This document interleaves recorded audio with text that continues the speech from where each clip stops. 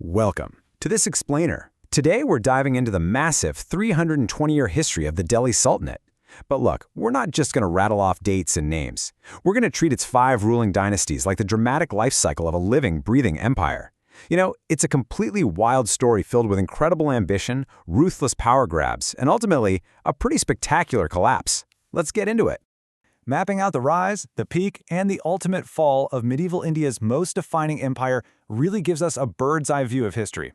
Right from its aggressive foundation in 1206 all the way to its final breath in 1526, you can actually see how power shifted dynamically over 3 seriously turbulent centuries. To keep us on track, here's our roadmap for this explainer. We'll start with the birth of the Sultanate, move into the Mamluks going from slaves to sovereigns, check out the Khoji's conquest and control, unpack the ambition and chaos of the Tughlaqs, and finally, look at the fall under the Sayyids and Lodis. So Chapter 1, the birth of the Sultanate and its foundation in 1206. Which brings us right into Chapter 2, the Mamluks and their incredible journey from slaves to sovereigns. The whole foundation of this state was actually forged when Qutb-ud-din Aibak, who was a Turkish slave of Muhammad Ghori, just bravely severed his ties with Ghazni to establish his own independent rule right from Delhi. And you know, the profound irony of the word Mamluk is that it literally translates from Arabic to mean slave or owned. But this perfectly highlights how these highly skilled military slaves organically rose through the ranks to become the supreme, totally unchecked sovereigns of a vast new Indian empire. It completely flips our traditional understanding of social hierarchy right on its head. Now, looking at the rapid Mamluk successions, I really want to spotlight Iltutmish for a second. Not only did he save the fledgling empire from the terrifying wrath of the Mongol leader Genghis Khan through, honestly, sheer diplomatic tact, but he also introduced the silver tanka. That standard coin, weighing in at exactly 175 grams, is literally the direct ancestor to the modern rupee you use today. Think about that. It's absolutely incredible how a financial decision made way back in the 13th century still echoes in your wallet right now. And within this dynasty, we absolutely have to talk about Razia Sultan. She boldly discarded traditional female apparel. She held court with her face uncovered and literally led her army straight into battle. As you can imagine, she faced intense, even deadly resentment from the established Turkish nobles, especially because she appointed non-Turks, like an Abyssinian slave named Yakut, to highly influential positions. Her reign was brief, for sure, but it was immensely consequential in challenging the rigid status quo of the time. Moving on to Chapter 3, the Khiljis, focusing on conquest and control. During this period, we witnessed the empire transitioning into a phase of really aggressive expansion, and the contrast between its rulers is just stark. On one hand, you have the lenient founder, Alauddin Khilji. He famously argued that the state shouldn't be purely Islamic, since the majority of the population were Hindus, and he even pardoned robbers. But what was his reward for that leniency?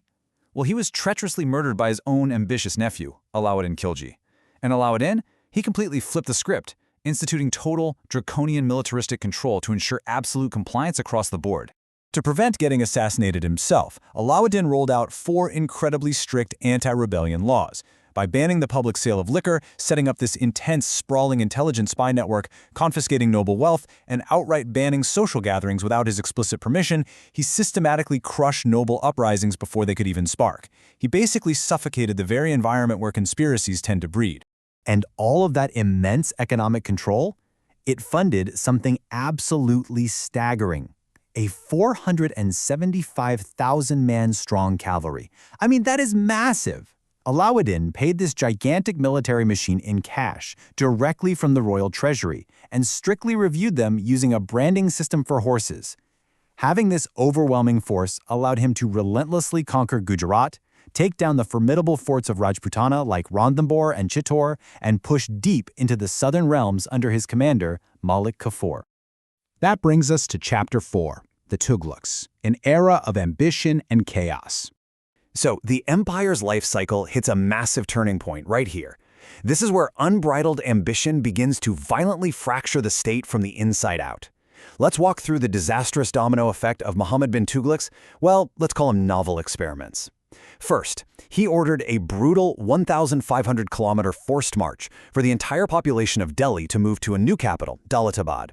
It was an absolute logistical nightmare that totally failed due to water scarcity. Then he tried to replace gold with a token copper currency, which predictably resulted in massive civilian forgery and completely emptied the royal treasury.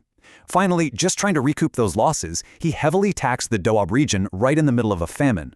This, of course, sparked massive and bloody farmer revolts. This quote from contemporary historian Barani really hits the nail on the head. Muhammad bin Tughlaq was a mixture of opposites. It perfectly captures the enigma of the man.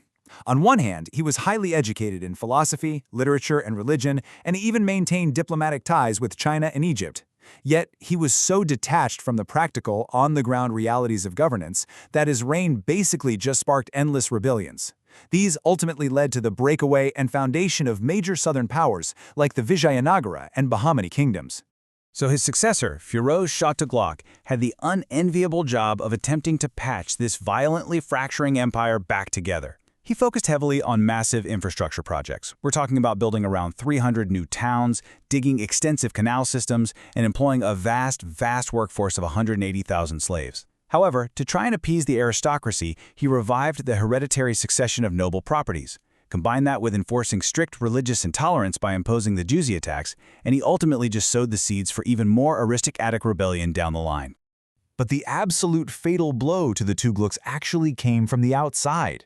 In 1398, the fearsome Mongol leader Timur faced almost zero opposition as he marched in and easily sacked Delhi. For 3 brutal days, his forces massacred citizens and plundered immense wealth. When they finally left, the once mighty capital was completely hollowed out, which effectively put an end to Tughlaq supremacy once and for all. And that leads us to our final chapter, Chapter 5, The Fall, under the Sayyids and Lodis. Installed as governors by Timur just before his departure, the Sayyids managed to capture Delhi, but their era was pretty much defined by incredibly weak, incompetent leadership. I mean, they were constantly losing control over their own nobles. It actually got to the point where their final ruler, Alam Shah, literally just threw his hands up and gave up. Realizing he just couldn't rule, he quietly retired to Balban and willingly handed over the reins. So the Lodis stepped right into this power vacuum, becoming the first Afghan rulers of the Sultanate. And they did bring a brief, forceful resurgence. Sikandar Lodi, for instance, famously founded the city of Agra and successfully expanded their borders. But then we get to Ibrahim Lodi. He was incredibly arrogant and intensely repressive. He publicly insulted his own nobles and didn't hesitate to execute dissenters. His attitude was so toxic that it violently alienated his own governor in Punjab, Daulat Khan Lodi, pushing him to do the unthinkable. He actually invited a foreign outsider, Babur, to invade India. And there's this incredible, almost poetic, geographical irony to how it all ends. The seeds of the Sultanate were planted on the battlefield of Tehran back when Muhammad Ghori fought the Rajputs. And exactly 320 years later, the mighty Delhi Sultanate met its permanent, violent end, just a few miles away, on the battlefield of Panipat, completely crushed by Babur's forces. As we wrap up this explainer, I really want to leave you with this final thought to ponder.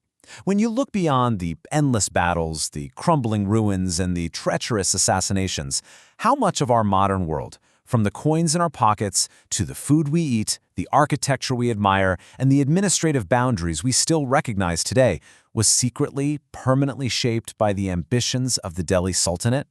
It's an era that truly rewired the very DNA of the subcontinent.